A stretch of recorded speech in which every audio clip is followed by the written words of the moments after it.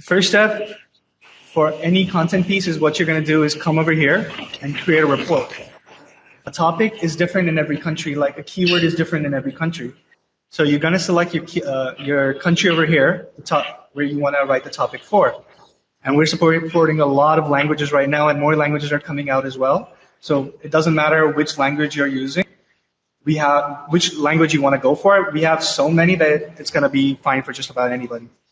You write a topic, and when you're writing a keyword here, you don't have to write the whole sentence, just the topic that you're working towards. Like, for example, camping gear. Here's one for camping gear. Like, I want to write a blog post about camping gear. It could be a top list, a top 10. If that doesn't matter, I don't have to write top 10 camping gear. So what? Oh, hey, Alston. So finally got to work. Continue, guys. That's great. So if I want to write a blog post about camping gear, all I need to do is write the keyword camping gear, and I will get everything around it within the report. So once you have your report, you will see these two things over here. This is the Google trend.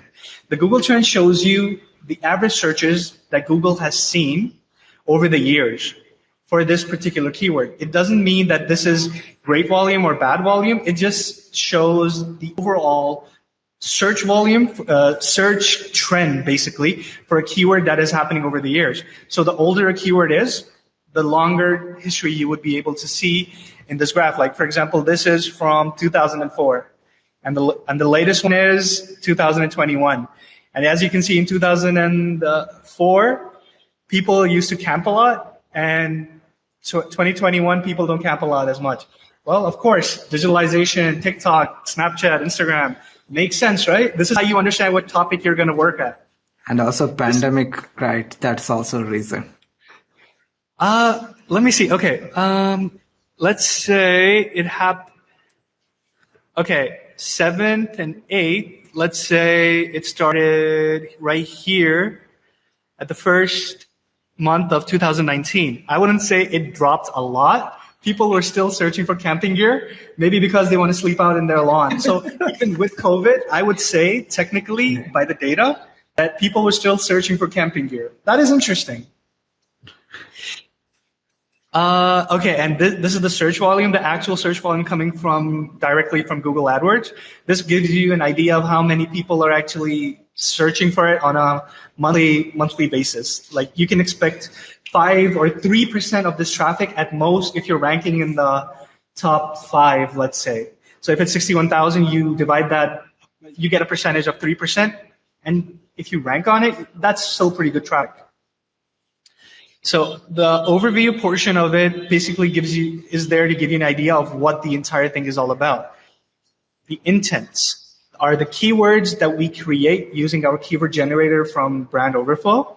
We take a keyword and we try to find all the intents around it, like a shopping intent, a comparison intent, a phrase intent, research, questions, local. So we kind of mix and match keywords to find keywords that Google is auto-suggesting us. Like, for example, a shopping keyword could be, let me give you an example of how my system actually does this. Like, if it's camping gear, I would actually, right here, buy camping gear. And all these keywords that are coming over here would be in the shopping area. So these are all the intents we're creating by ourselves. It's all hand-worked stuff. And we create all these intents by ourselves, and we're improving it as we go on. So if you create a report today, it might not be the same as when you create after 3 days, because auto-suggest changes all the time. As we change, auto-suggest changes as well. So cheapest camping gear. So these are the keywords you would see in the shopping intent. Okay, back here. Comparison would be which camping gear is the best. Keywords like that. It's just like playing with English. The top videos that are going for camping gear, the 10 coolest camping gear and gadgets. So this is not only good to put inside your blog content, like informational content to make your blog piece a little better, but it's also good for content ideas. Like, you can make a blog post about the 10. So sorry to interrupt, Ahmad. I just saw a question which I thought it's super relevant. The question is, how accurate is the data and what API do you use? Can you give some insights on the search? That's a really good question. We don't use any API. We built the system ourselves. And basically, our system goes to Google, types in this keyword, like cheapest camping gear. And then we take in all the auto suggests and put it into our system. And we do it fresh every time. What about the search volumes? The search volumes are refreshed. They're coming directly from AdWords, and we refresh them every 1 or 3 months, like depending on the volume. If it's 0, we will try to refresh it every month to see if it changed or not. Got it. Something like that. I hope that answers your question, Sajwal. Okay, where was I? Okay. So these YouTube videos are not only good for, like if you're making an affiliate blog, these are really good to kind of give a context over what kind of things you would expect from a camping gear, like what kind of gadgets you should look for.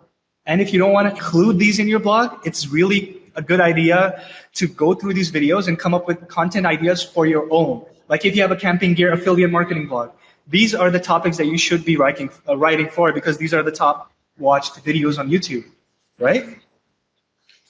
Tweets help me figure out what is the latest conversation going around the topic that I'm looking for.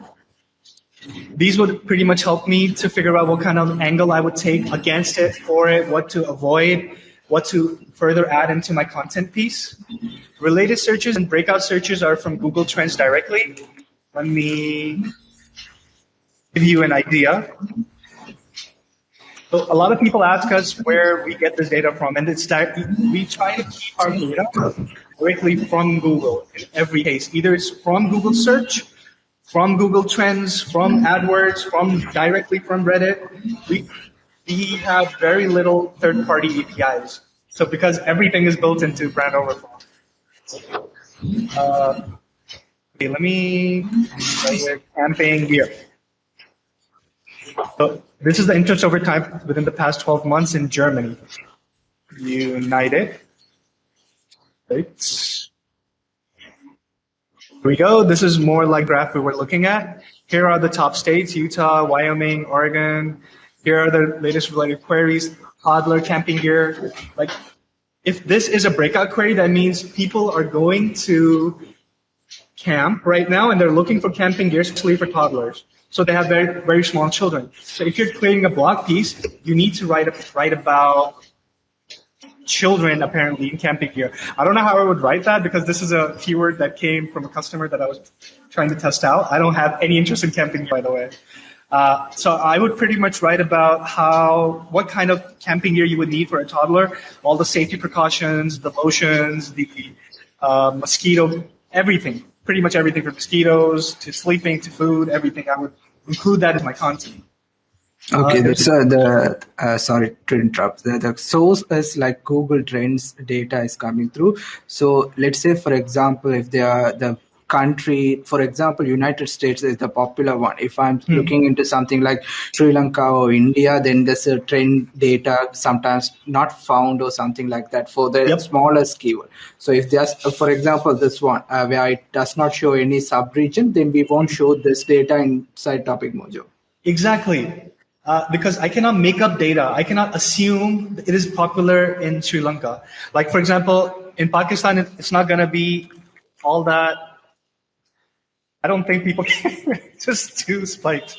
But if you write something like biryani, we're gonna have a good trend here. So see, this is what I love about SEO.